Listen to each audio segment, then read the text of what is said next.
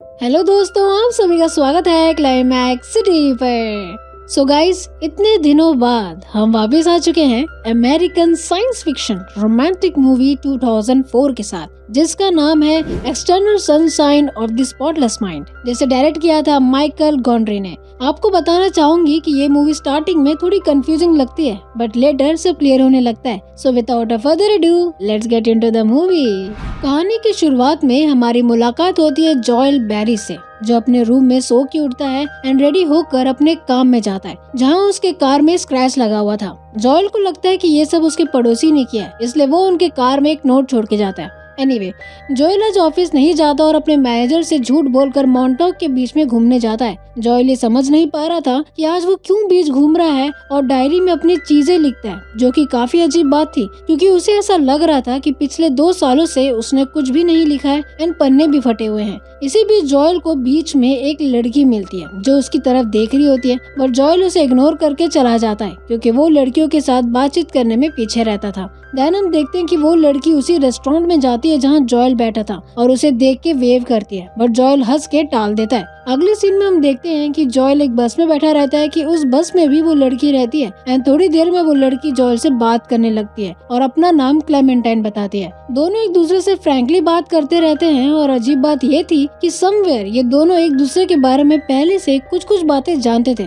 वो कैसे, ये इन्हें भी नहीं पता था। खैर, इस तरह समय बीतता है और वो दोनों सेम स्टेशन में उतरते हैं। क्लेमेंटाइन को अकेले जाते हुए देखकर जॉयल क्लेमेंटाइन को लिफ्ट देता है। रही बात क्लेमेंटाइन की, तो वो जॉयल के लिए फीलिंग्स क्रिएट कर चुकी थी। मे बी इसलिए जॉयल क्लेमेंटाइन के जिद करने पर भी उसके घर ड्रिंक पीता रहता है। अब क्योंकि जॉयल भी समवेयर क्लेमेंटाइन को पसंद करने लगता है, इसलिए उसके कहने पर जॉयल घर जाके उसको फोन करता है एंड वैलेंटाइन डे के लिए विश करता है। बदले में क्लेमेंटाइन जॉयल को लेकर बर्फ में जमी हुई लेक में लेके जाती है और वहाँ दोनों अपना टाइम स्पेंड करते हैं। सीन शिफ्ट होता है और हम देखते हैं कि वो दोनों लेक से बाहर आ जाते हैं और क्लेमेंटाइन जॉयल के घर रहना चाहती थी, जिसपे जॉयल भी मान जाता है। इसलिए क्लेमेंटाइन अपने रूम में जाती है ब्रश लेने के लिए कि इतने में वहाँ एक यंग लड़का आता है और जॉयल से पूछता है कि वो ठीक है या नहीं। जॉयल इसमें हाँ में हाँ मिलाता है और वो लड़का वहाँ से चला जाता है। सीन पास में शिफ्ट होता है एंड हम देखते हैं कि जॉयल रो रहा होता है और अब यहाँ से हमारी मूवी चालू होती है। दरअसल क्लेमेंटाइन जॉयल की गर्लफ्रेंड रहती है, लेकिन एक दिन जब जॉयल गिफ्ट लेकर क्लेमेंटाइन से मिलने जाता है तो वो ऐसा रिएक्ट करती है जैसे कि वो जॉयल को जानती ही नहीं है एंड उसके बाजू में बैठे एक पैट्रिक नाम के लड़के, जो कि उससे भी कम एज का था, उसे किस करती है। और हालांकि इस सीन में हमें पैट्रिक का फेस दिखाया नहीं जाता। ये सब देखकर जॉयल एकदम दुखी हो जाता है और घर आकर रोने लगता है। तभी जॉयल के फादर उसकी मॉम के मना करने के बावजूद भी एक एनवलप देते हैं जहां ये लिखा हुआ रहता है कि क्लेमेंटाइन ने जॉयल के सारी यादें मिटा दी है मेडिकल प्रोसीजर के थ्रू। जॉयल ये बिलीव नहीं कर पाता, इसलिए वो लकूना नाम के क्लिनिक में जाता है जहाँ ये प्रोसीजर हुआ था। क्लिनिक में हमारी मुलाकात होती है मैरी से, जो कि वहाँ की सेक्रेटरी थी। जॉयल उनसे डॉक्टर हॉवर्ड से अपॉइंटमेंट लेता है, जहाँ उसे क्लेमेंटाइन के प्रोसीजर के बारे में पता चलता है कि उसने ये चीजें जानबूझकर किया था ताकि वो जॉयल से मूव ऑन कर सके, क्योंकि उनके बीच में काफी लड़ाइयाँ होती रहती थी। ये सुनकर जॉयल एकदम दुखी होता है और वो भी क्लेमेंटाइन के मेमोरीज को इरेज करवाता है। इसके लिए हॉवर्ड बताते हैं कि सबसे पहले जॉयल को क्लेमेंटाइन से जुड़ी सारी चीजें लेके आनी होंगी ताकि वो उन चीजों के थ्रू एक ब्रेन मैप बना सके, जिसमें हॉवर्ड के जूनियर स्टैन क्लेमेंटाइन से जुड़ी जॉयल को चीजें दिखाएगा एंड जॉयल उसे याद करेगा। ऐसा करते ही हॉवर्ड और स्टैन को लास्ट मेमोरी से गुजरते हुए उनके मिलने तक का मेमोरी मिल जाएगा, जो उससे इजीली रिमूव कर देंगे। इस प्रोसीजर में जॉयल बहुत ही अलग फील करता है, क्योंकि वो अपने ब्रेन में रहकर भी अपने बॉडी से बाहर आ चुका था।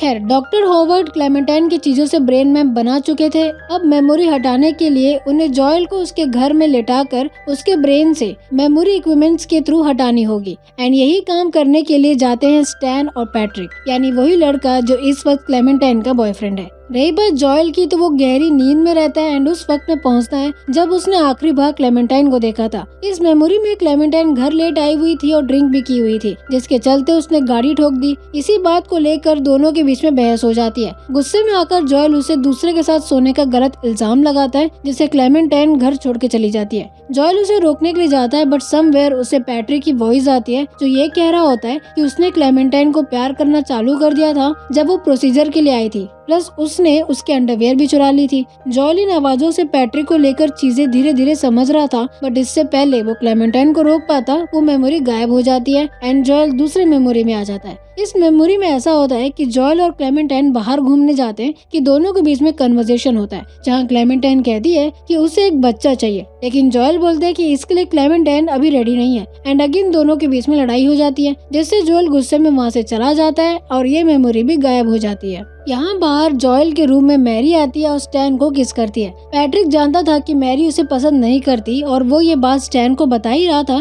कि तभी उसे क्लेमेंटाइन का फोन आता है, जो उसे अपने घर बुलाती है क्योंकि वो काफी परेशान रहती है। इसलिए पैट्रिक उसे शांत करने के लिए चला जाता है एंड उसे टेंजरिन बुलाता है। टेंजरिन वर्ड सुनते ही जॉयल, जो क्लेमेंटाइन की ब्यूटीफुल मेमोरीज में था, ये सुन के शॉक होता है कि पैट्रिक ये चीजें कैसे जानता है। जॉयल किसी भी हालत में ये प्रोसीजर को रोकना चाहता था। वो खुद को जगाने की कोशिश करता है बट कोई असर नहीं होता। दैट्स व्हाई वो क्लेमेंटाइन को लेके भागने लगता है। भागते भागते वो उसी रूम में आता है जहाँ वो डॉक्टर हॉवर्ड से मिलता है। दिमाग में ही सही जॉयल हॉवर्ड को ये प्रोसीजर रोकने के लिए बोलता है, वो डॉक्टर मना कर देते हैं। साथ ही जॉयल देखता है कि पैट्रिक उसके चीजों से क्लेमेंटाइन को इम्प्रेस करने की कोशिश करता है। दूसरी तरफ रियल वर्ल्ड में हम देखते हैं कि पैट्रिक स्टैन के परमिशन से क्लेमेंटाइन से मिलने जाता है एंड हम देखते हैं कि क्लेमेंटाइन परेशान सी होती है, बट फिर भी वो पैट्रिक के साथ लेक घूमने जा रही होती है। रही बात पैट्रिक की, तो वो जोएल के सामान से जो उसने प्रोसीजर से पहले दिया था, उसमें से क्लेमेंटाइन को एक लॉकेट गिफ्ट करता है ताकि क्लेमेंटाइन उसे पसंद करे। क्लेमेंटाइन लॉकेट को देखकर काफी वियर्ड सा फील करती है, लेकिन फिर भी वो पैट्रिक के लिए ले लेती है।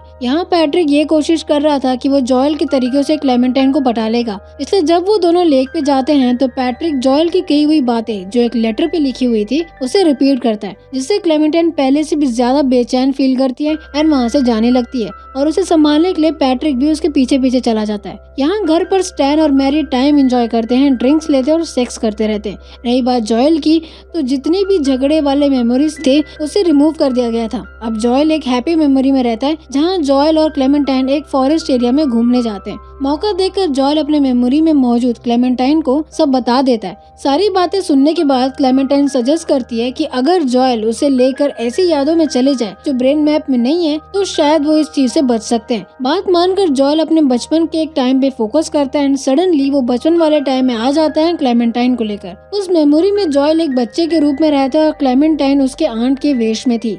इधर जॉएल ब्रेन मैप से गायब हो जाता है, जिससे मशीन आवाज करने लगता है। स्टैन तुरंत उठता है और परेशान होकर हॉवर्ड को बुलाता है ताकि वो सिचुएशन को संभाल सके, क्योंकि अगर ऐसा नहीं हुआ तो बहुत बड़ी गड़बड़ हो सकती है जॉएल के ब्रेन के साथ। जब तक हॉवर्ड रूम में आता, स्टैन और मैरी अपने कपड़े पहनकर नॉर्मल रहते हैं। हॉवर्ड को ये बात समझ नहीं आ रहा था कि ये हुआ कैसे, बट वो स्टिल जॉएल को खोजते हैं, अगेन ब्रेन मैप में एंटर करवा देते हैं। लेकिन जॉएल हार नहीं मानता और बार बार ब्रेन मैप से गायब होता रहता है। अब क्योंकि हॉवर्ड इस चीज के एक्सपर्ट थे, इसलिए वो जॉएल को वापस ब्रेन में लेके आ जाते हैं। दूसरी तरफ रियल वर्ल्ड में क्लेमेंटाइन परेशान होकर गाड़ी चलाती है, क्योंकि पैट्रिक जॉएल के वर्ड्स बोल रहा होता है, जिससे क्लेमेंटाइन और भी ज्यादा बेचैन होने लगती है। यहाँ जॉएल अपनी आखिरी मेमोरी में पहुंच चुका था, जहाँ वो पहली बार क्लेमेंटाइन से मिला था, यानी मॉन्टॉक बीच में। बीच में एक लॉक घर रहता है और वो दोनों वहाँ चुपके से घुस जाते हैं। ताज्जुब की बात यह थी कि वहाँ कोई नहीं था। क्लेमेंटाइन ड्रिंक्स लेने के लिए जाती है, हालांकि इस याद में क्लेमेंटाइन जॉएल को गुस्से में जाने बोली थी, इसलिए जॉएल भी उस याद को फॉलो करके जाने वाला रहता है। अब क्योंकि इस प्रोसीजर को रोकने का कोई तरीका नहीं था,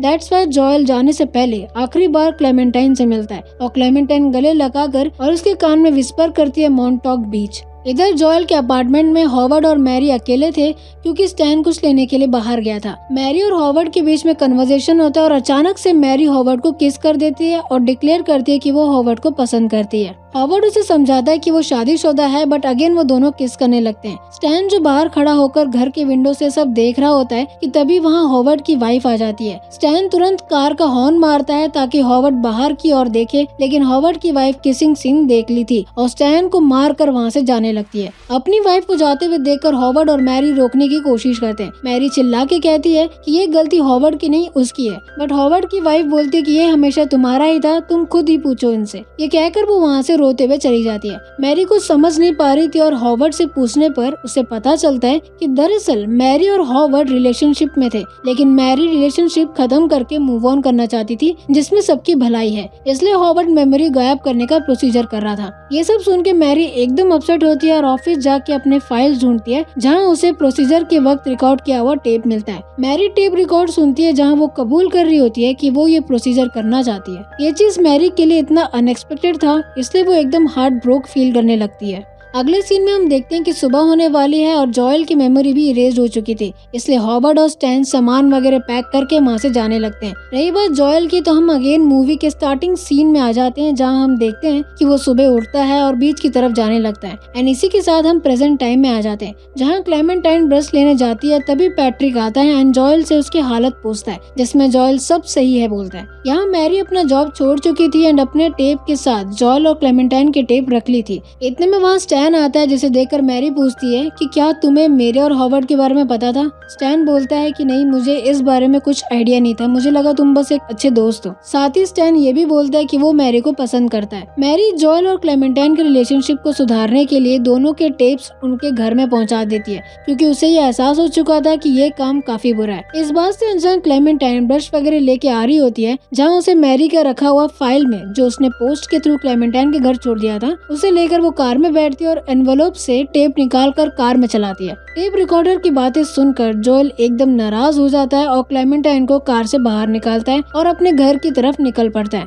सब कुछ इतनी जल्दी हुआ कि क्लेमेंटाइन कुछ समझ नहीं पा रही थी, इसलिए वो जॉयल के घर जाती है, जहाँ उसे जॉयल की टेप रिकॉर्ड की वॉइस सुनाई देती है, जिसमें जॉयल भी क्लेमेंटाइन के बारे में बुरा भला बोल रहा होता है। दरवाजे के बाहर खड़ी क्लेमेंटाइन जॉयल की बातों से नाराज होती है एंड अपार्टमेंट से घर जा रही होती है। जॉयल अपने घर के दरवाजे से ये चीज देख लेता है और भागते हुए क्लेमेंटाइन के पास जाकर सॉरी बोलता है। प्लस वो ये भी बोलता है कि एक बार और रिलेशनशिप को दोबारा बनाते हैं। क्लेमेंटाइन थोड़ी देर सोचने के बाद मान जाती है और दोनों एक दूसरे को देखकर हंसते हैं। एंड इसी के साथ हमारी मूवी यहीं खत्म होती है। सो गाइस, ये था हमारा आज का वीडियो। आई होप आपको एक्सप्लेनेशन अच्छा लगा होगा, और अगर अच्छा लगा है तो मेक श्योर कि आप इसे लाइक करें, शेयर करें, अपने फैमिली फ्रेंड्स को सब्सक्राइब करें और कमेंट करना मत भूलिएगा।